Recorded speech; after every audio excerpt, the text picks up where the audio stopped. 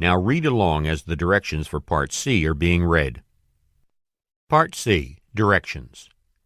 In this part of the test, you will hear several short talks. After each talk, you will hear some questions.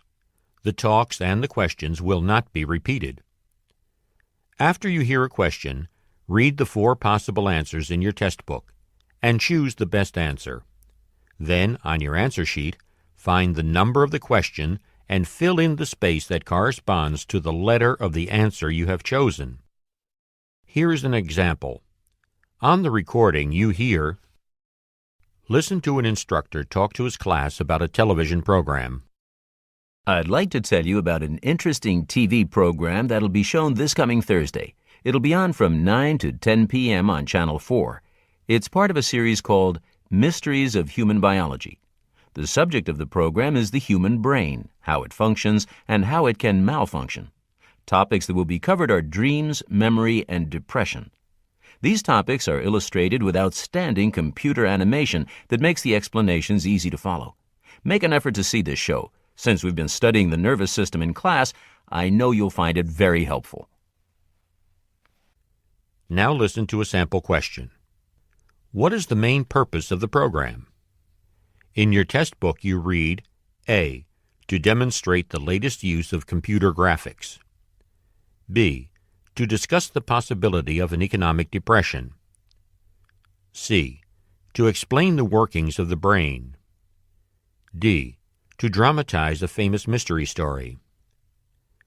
The best answer to the question, what is the main purpose of the program, is C, to explain the workings of the brain. Therefore, the correct choice is C. Now listen to another sample question. Why does the speaker recommend watching the program? In your test book, you read, A, it is required of all science majors. B, it will never be shown again. C, it can help viewers improve their memory skills. D, it will help with coursework. The best answer to the question, why does the speaker recommend watching the program, is D, it will help with coursework. Therefore, the correct choice is D. Remember, you are not allowed to take notes or write in your test book. Go on to the next page.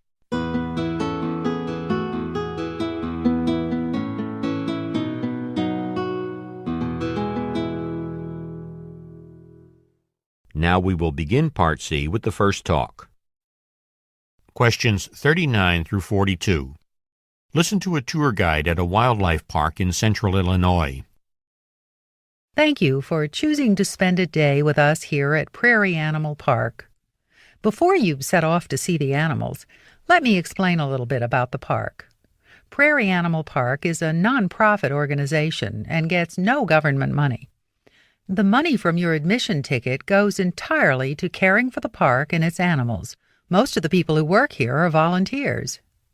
The park covers 2,400 acres. It was created by a group of people interested in restoring some of the Illinois prairie to its original condition. All the animals here were once native to the area.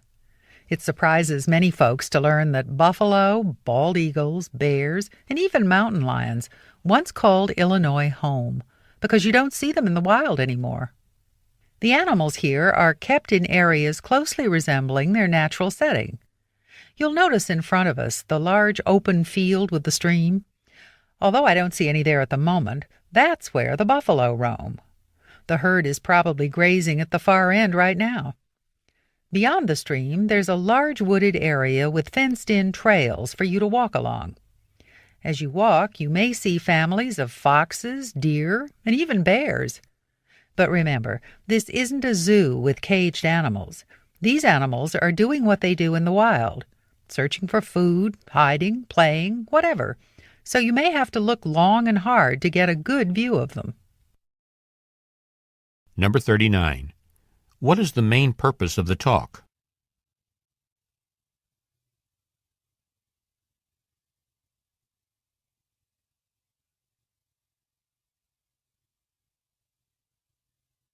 Number 40.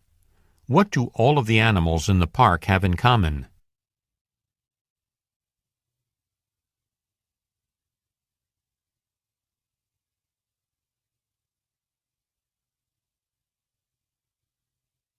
Number 41.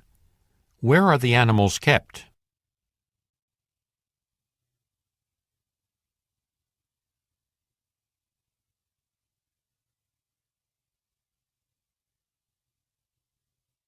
Number 42. What does the speaker imply about seeing the animals?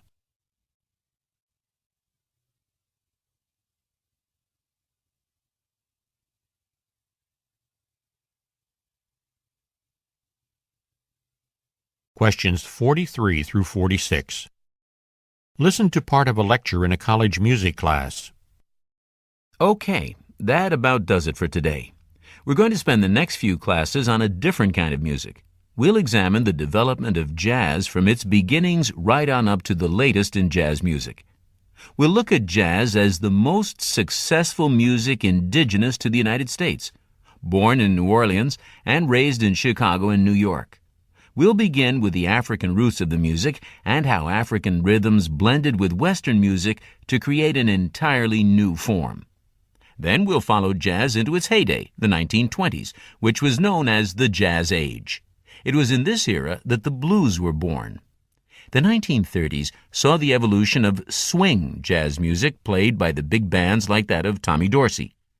If there's any generalization that can be made about jazz, it's that the music is always changing, evolving, from the bebop of the 40s to the cool jazz of the 50s and on into the experimental 60s. The 70s saw jazz brought into the electronic age by artists like Herbie Hancock. We'll end up listening to some examples of the newest transformation of jazz, Afropop, and the Latin beats that have brought new international flair to this music born in the United States.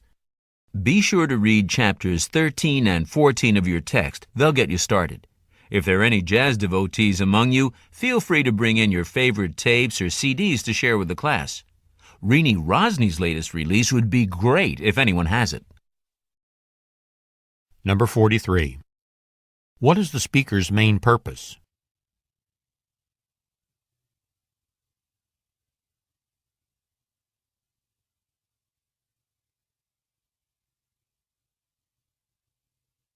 Number 44. What will probably be the subject of the next lecture?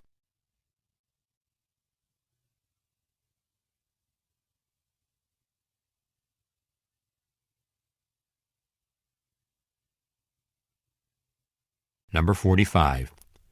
What are some students asked to bring to class?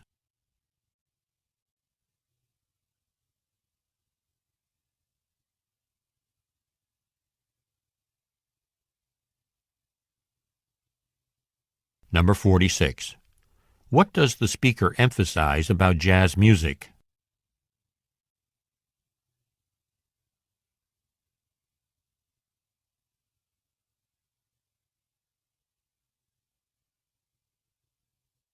Questions 47 through 50. Listen to a talk being given in a university library.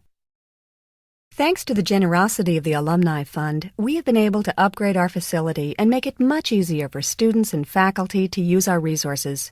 Let me point out our new computers and what they can do. Of course, you've noticed the old card catalogs are gone. We in the reference department spent much of the summer making the switch to an online catalog. Using the computer, you can search our files by author, title, subject, or keyword. For example, if you wanted to know what books we have that deal with sharks, you'd type in S for subject and sharks, and the computer would take you to the listing of books you need. You can access individual works by title as well. The computer gives you all the information that was in the old card catalog, plus it can tell you the status of a book, checked in or out, when it's due back, and so on. We've also purchased a few database files on CD-ROM. Here we have the Reader's Guide to Periodical Literature. This is where you can find references for articles in many general interest magazines. Let's say you were researching the use of pesticides in farming. You would request articles that matched pesticides and agriculture. The database searches the topics and narrows down the references to articles that discuss both topics. Most of our databases work in a similar manner. We know everyone is going to find these new computers a real improvement in the services we offer. I can't think of a more significant contribution that the Alumni Fund could have made to our school. Number 47. Who was giving the talk?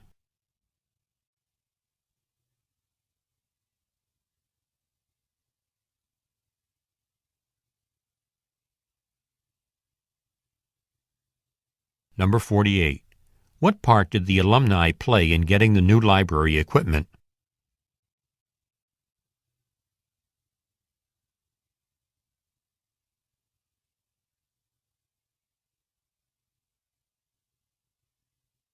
Number 49. What new information is available on the computerized system that was not available in the card catalog?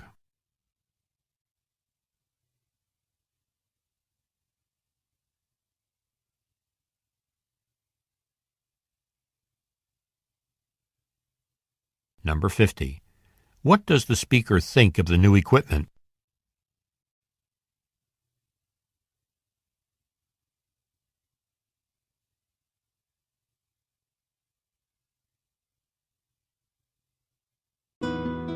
This is the end of Section 1, Listening Comprehension. Stop work on Section 1. This is a reminder.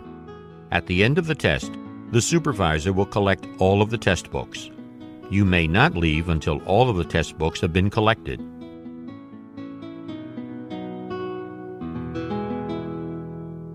End of recording.